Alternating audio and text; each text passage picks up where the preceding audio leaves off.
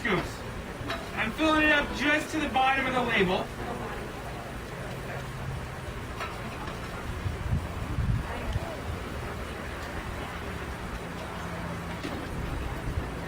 All right.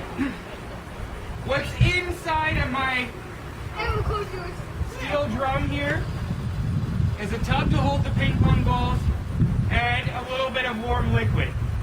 Usually we use water, but I used a little bit of fruit punch in there too, just to make it smell good.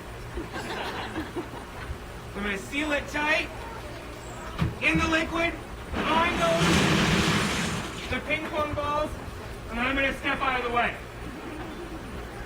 I never know when it's going to go, but it will be a loud bang, hopefully with ping pong balls all over the